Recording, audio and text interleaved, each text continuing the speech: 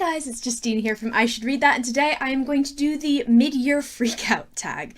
So this is a tag where you talk about all the books that you read in the first half of the year. I realize that I'm doing this a little bit late, but that's okay. I've just noticed people have been posting it up, particularly while I was away on holiday, so there wasn't really much I could do about that, but I missed doing this tag last year on my blog, so I'm going to do it on my channel now. The first question in this tag is the best book that you've read in 2018 so far.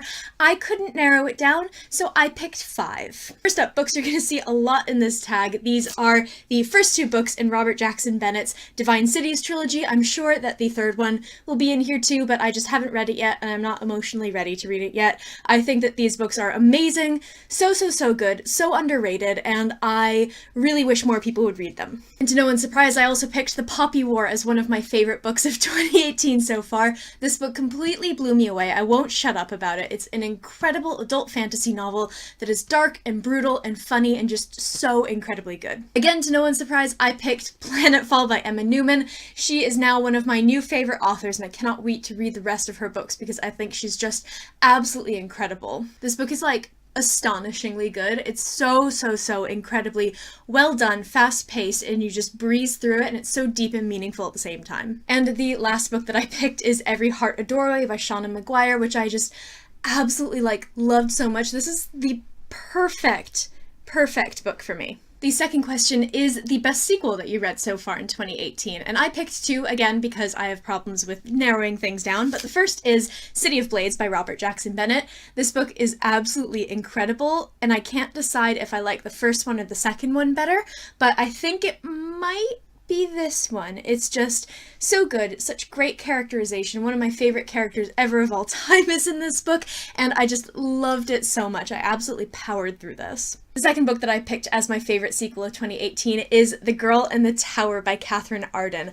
I was very lucky to receive a proof copy of this book. I loved The Bear and the Nightingale so much I couldn't wait to read the second one, and I managed to do that a little bit early, and I cannot tell you how much I love this. Again, I think I might love this even more than the first. It's just such a wonderful story with strong characters, a very inspiring young woman as the main character, and her adventures just continue to grow, and I love this so much. Next question is a new release that you haven't read yet, but you want to. Okay, let's go through the pile. The Light Between Us by Katie Kahn. Empire of Silence by Christopher Rocchio. The Mermaid by Christina Henry. And someone you can be very tired of hearing about, Foundryside by Robert Jackson Bennett. Next up is the most anticipated release for the second half of the year. It's Record of a Spaceborne Few by Becky Chambers.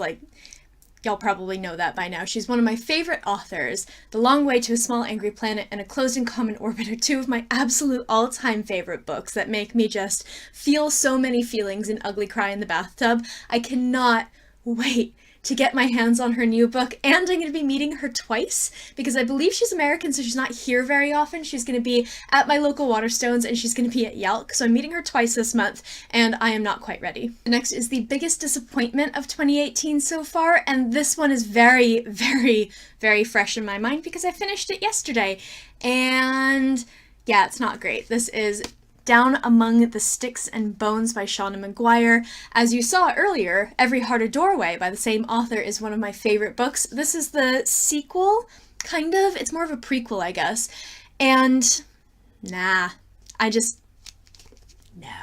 The other book that I picked as a disappointment is Scythe by Neil Shusterman. I was fully expecting to love this.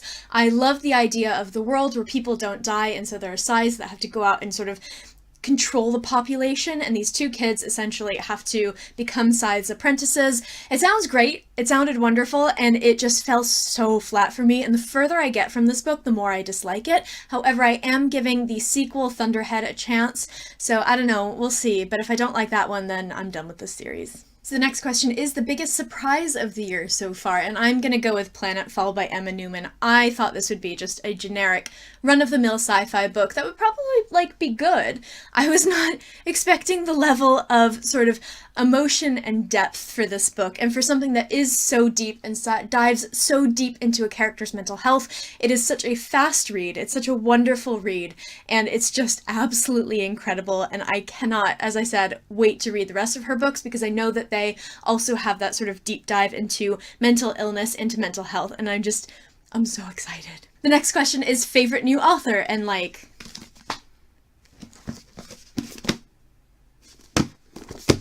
we've already seen these before. I don't need to talk about them again. Next question is my newest fictional crush, and I haven't had a crush on a book character since I was like 16, so I don't have one. Next question is a book that made you cry.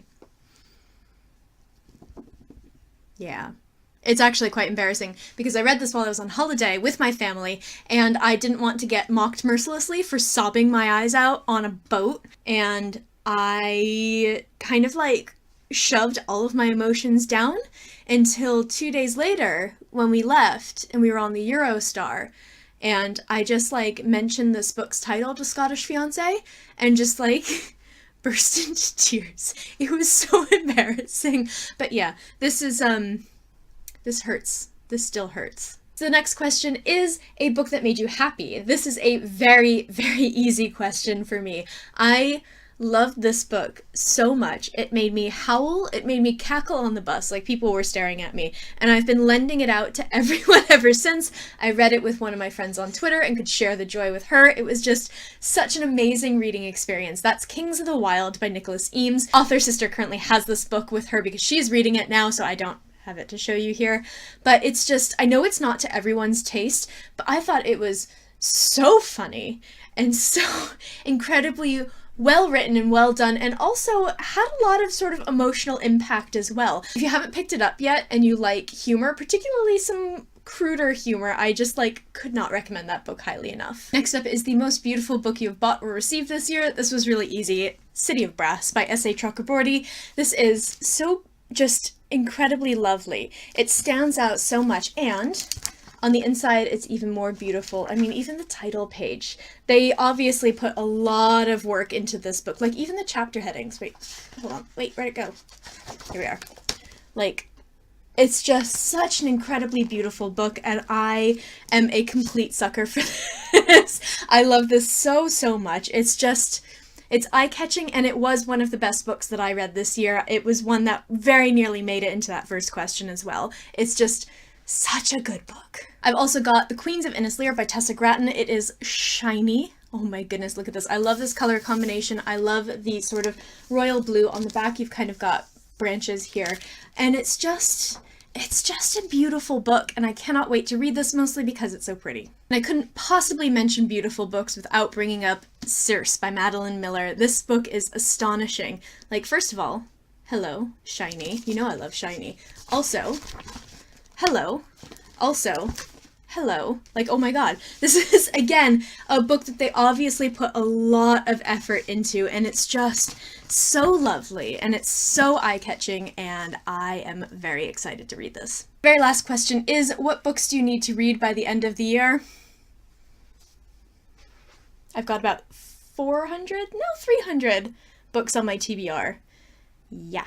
So that's it for the mid-year freakout tag. I hope you guys enjoyed this. I am obviously very enthusiastic about a lot of these books, and I imagine they will probably show up on my favorite books of 2018 list, so keep an eye out for that at the end of the year. In the comments below, let me know if you have done this tag, and definitely send me a link because I would love to see it. Also, let me know what some of your favorite and least favorite books of 2018 were. I'd really love to hear from you. I post bookish content to this channel fairly frequently, so don't forget to hit subscribe, and I will see you next time.